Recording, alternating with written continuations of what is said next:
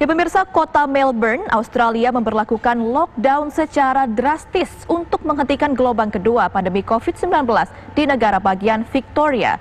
Bila saat lockdown pertama Februari lalu, ini pembatasan dilakukan bertahap. Saat ini pembatasan warga langsung menerapkan tahap 3 atau tahap paling ketat.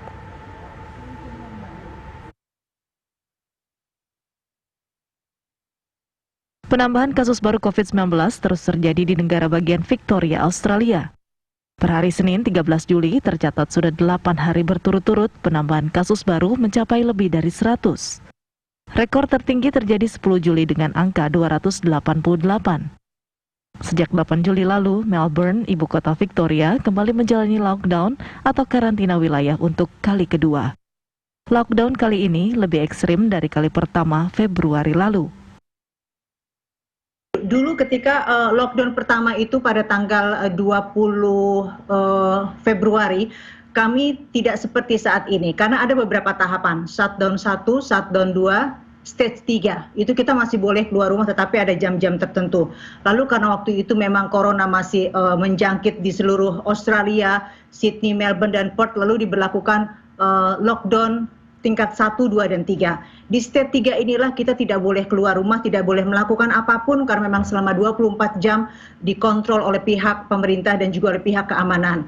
Apa yang terjadi di Melbourne kemarin adalah berita yang cukup mengejutkan ketika pada tanggal 7 Juli pada pukul 7 pagi, Scott Morrison mengumumkan bahwa seluruh Melbourne Metropolitan dan Michelle Shire akan ditutup selama 6 minggu ke depan. Dan itu hanya diberikan waktu 1 hari, kita harus berpikir karena pada tanggal 8 Juli pada pukul 23.55 seluruh Melbourne ditutup. Stage 3 itu, Bayu, adalah kita tidak boleh melakukan apapun di luar rumah, berdiam diri di rumah selama 6 minggu. Dan kita berharap bahwa apa yang terjadi di Victoria ketika gate ditutup ini membuat angka di sana menurun. Kita berharap bahwa memang setelah 6 minggu tidak akan ada waktu yang lebih panjang lagi untuk penutupan ke depannya. Stage 3 ini ada beberapa tahapan. Seperti saya misalkan, usia saya yang produktif ini hanya boleh keluar rumah sekitar 1 jam dan tidak boleh zonanya terlalu jauh.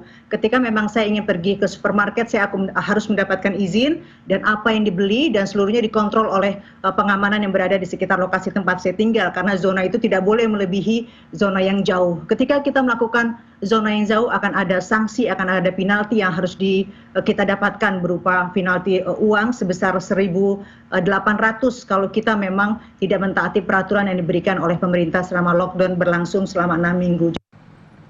Negara bagian Victoria dengan penduduk 25 juta menjalankan 30.000 tes corona perharinya. Tes masif ini mendapati sejumlah klaster utama termasuk di sekolah-sekolah. Karenanya hampir semua SD dan SMP di Melbourne kembali ditutup hingga setidaknya 19 Agustus mendatang.